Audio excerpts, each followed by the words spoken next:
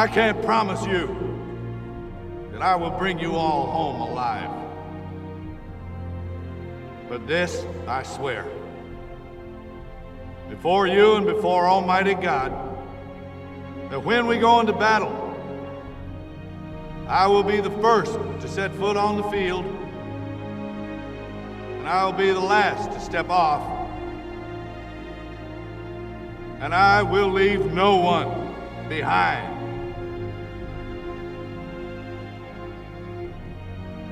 Dead or alive, we will all come home together. So help me God. When I go home, people ask me, "Hey, Hoot, why do you do it, man? Why? You some kind of war junkie?" I won't say a goddamn word. Why? They won't understand. They won't understand why we do it. They won't understand it's about the men next to you. And that's it. That's all it is. So I guess I've changed some. Sometimes I wonder if I've changed so much, my wife is even going to recognize me whenever it is I get back to her. And how I'll ever be able to tell her about days like today. Ryan, I don't know anything about Ryan. I don't care. Man means nothing to me. It's just a name. But if,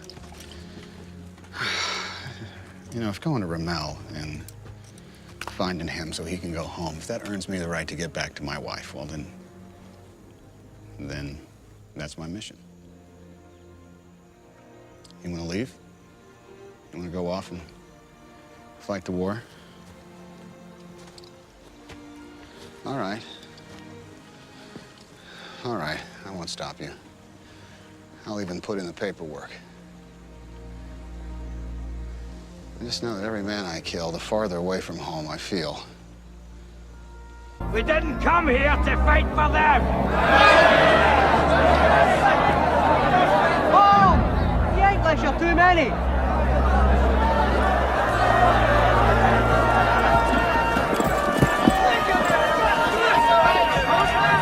Sons of Scotland! I am William Wallace. William Wallace is 7 feet tall. Yes, I've heard. Kills men by the hundred. And if he were here, he'd consume the English with fireballs from his eyes and bolts of lightning from his arse. I am William Wallace. And I see a whole army of my countrymen here in defiance of tyranny. You've come to fight as free men. And free men you are.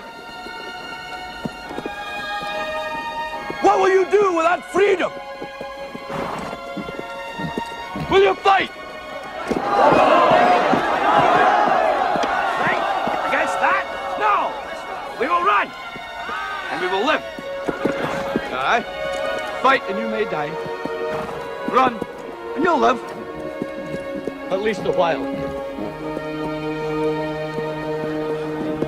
And dying in your beds many years from now, would you be willing to trade all the days from this day to that for one chance, just one chance, to come back here and tell our enemies that they may take our lives, but they'll never take our freedom!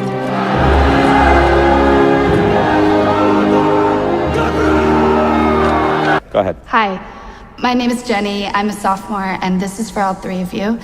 Can you say in one sentence or less what... you know what I mean. Can you say why America is the greatest country in the world? Why is America Not the greatest country in the world, Professor. That's my answer. You're saying... Yes. Let's talk about... Fine. Sharon, the NEA is a loser. Yeah, it accounts for a penny out of our paycheck, but he gets to hit you with it anytime he wants. It doesn't cost money. It costs votes. It costs airtime and column inches. You know why people don't like liberals? Because they lose. If liberals are so fucking smart, how come they lose so goddamn always? Hey. And with a straight face, you're going to tell students that America is so star-spangled awesome that we're the only ones in the world who have freedom? Canada has freedom. Japan has freedom.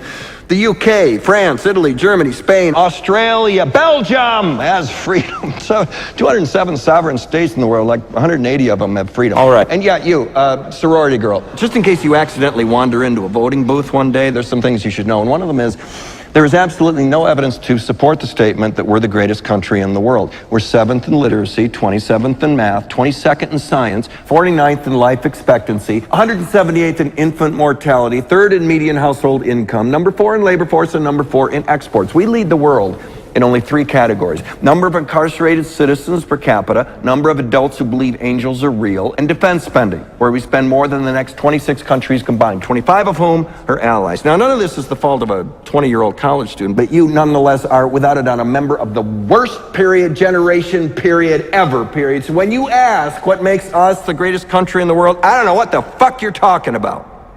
Yosemite?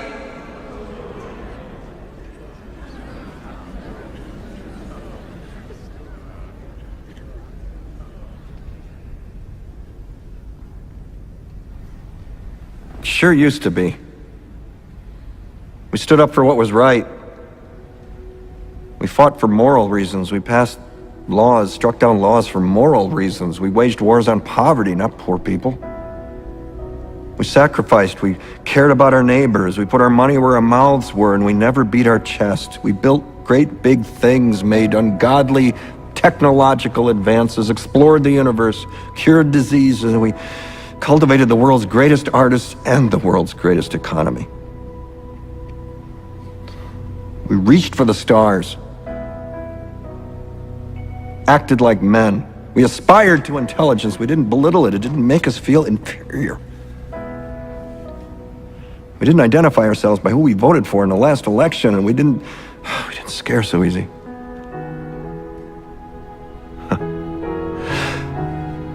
We were able to be all these things and do all these things because we were informed by great men who were revered. First step in solving any problem is recognizing there is one. America is not the greatest country in the world anymore.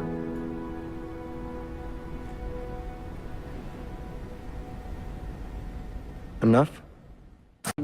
How many of you know the 16 words in President Bush's State of the Union address that led us to war?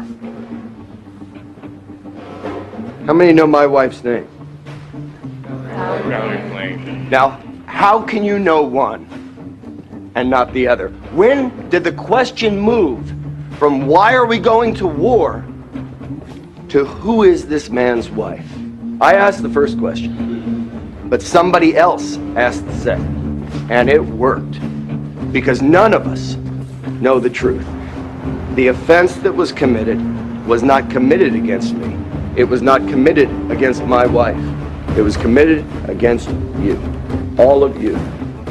So if that makes you angry or feel misrepresented, do something about it.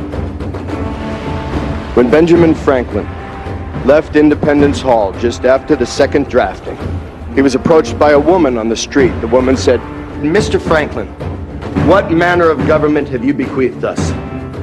And Franklin said, "A republic, madam, if you can keep it. The responsibility of a country is not in the hands of a privileged few. We are strong and we are free from tyranny as long as each one of us remembers his or her duty as a citizen. Whether it's to report a pothole at the top of your street or lies in a State of the Union address, speak out, ask those questions, demand that truth. Democracy is not a free ride, man, I'm here to tell you. But this is where we live. And if we do our job, this is where our children will live. God bless you.